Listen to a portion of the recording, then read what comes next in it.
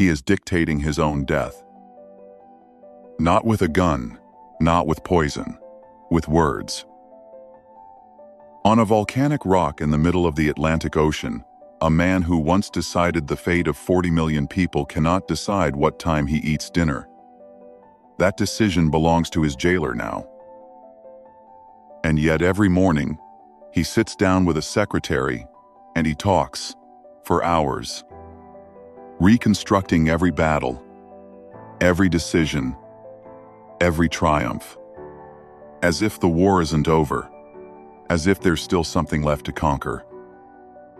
There is. His own story. This is a man who once controlled a continent and who is now fighting with everything he has left to control how the world will remember him. To understand why a man would do this, spend his final years rewriting history from a prison cell, you have to go back. Not to the throne, not to the battles, but to the moment he learned that chaos was the only thing more dangerous than losing. France, the 1790s. The monarchy is dead. The king's head has already rolled. And what replaces it isn't freedom, it's terror. Neighbors informing on neighbors. The guillotine working overtime. Nobody, not the rich, not the poor, not the powerful, knows if they'll be alive next week. Into this chaos walks a young Corsican artillery officer, an outsider, wrong accent, wrong name, not even fully French, by the standards of Paris high society. But he notices something the aristocrats never did. In a world this unstable, the person who can impose order, any order, becomes indispensable. He isn't chasing power for its own sake. Not yet. He's chasing something more primitive: control. Because he has seen, up close, what happens to people who have none. 1793. The port city of Toulon has fallen into royalist hands, backed by the British Navy. The French Republic sends army after army to retake it. They fail. Again. And again. Then a 24-year-old artillery captain proposes something different. Not more soldiers. Better positioning. Precision.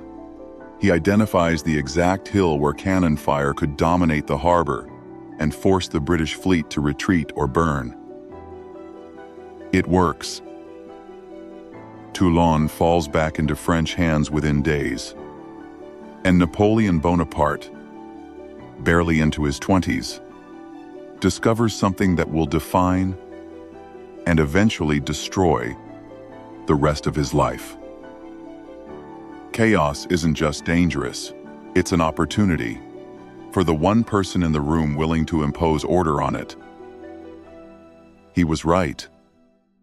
Just once wasn't going to be enough.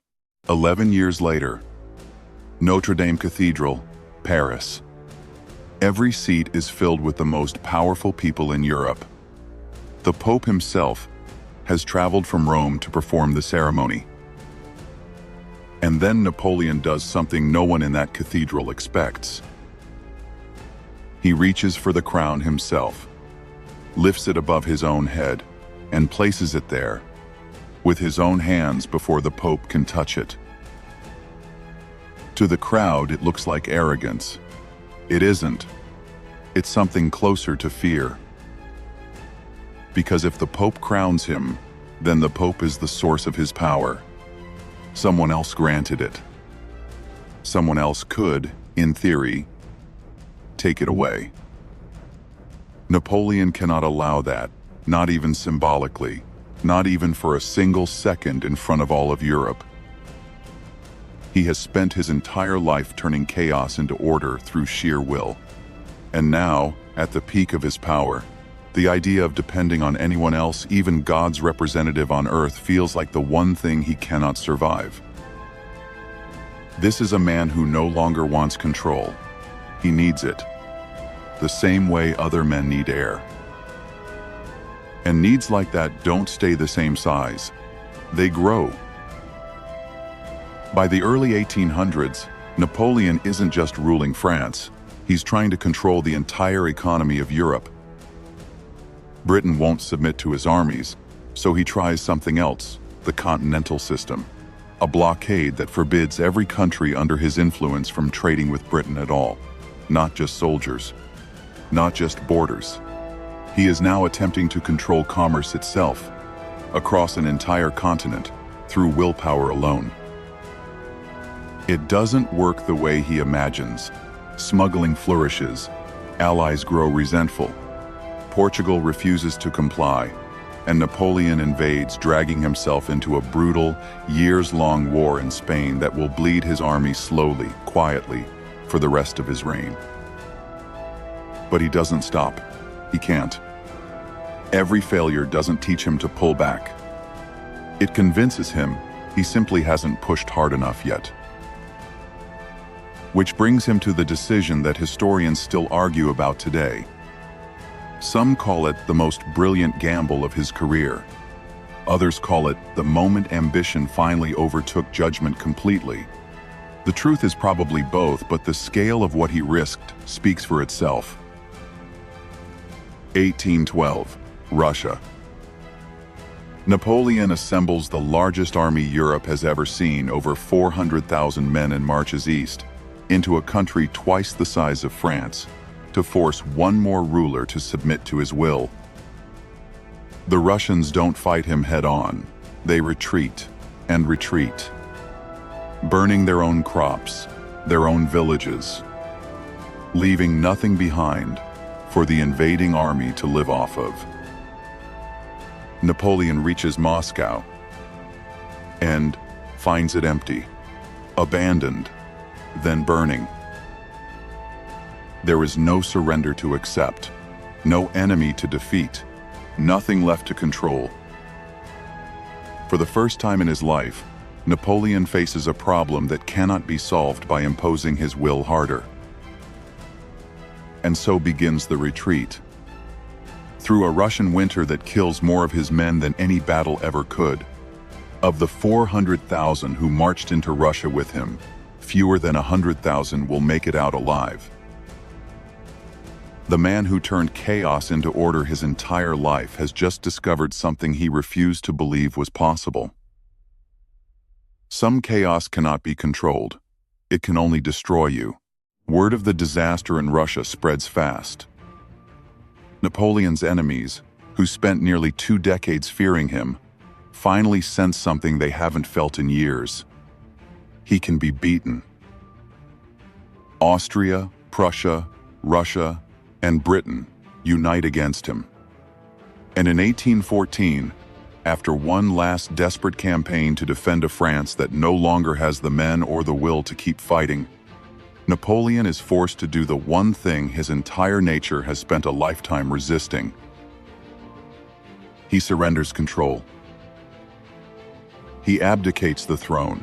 He is exiled to the small island of Elba, off the coast of Italy, technically still a ruler, but of a territory smaller than most of his old battlefields.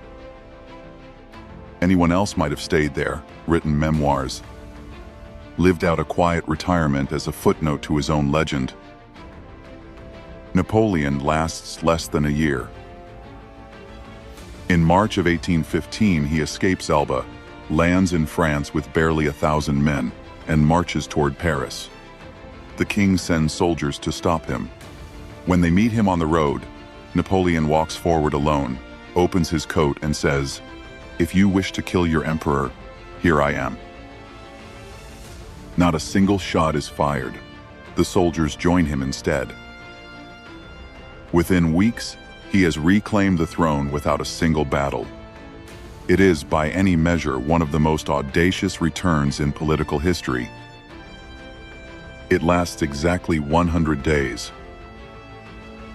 At Waterloo, in June, the combined armies of Britain and Prussia finally do what years of war couldn't. They defeat him completely, decisively, permanently. This time, there is no island close to home, no small kingdom to rule. The British send him as far away as geography allows to St. Helena, a speck of volcanic rock in the middle of the South Atlantic, over 4,000 miles from Paris. A place chosen specifically because escape is, for the first time, actually impossible. And this is where we started. A man who once commanded the loyalty of an entire continent, now negotiating with his jailer over the hour of dinner.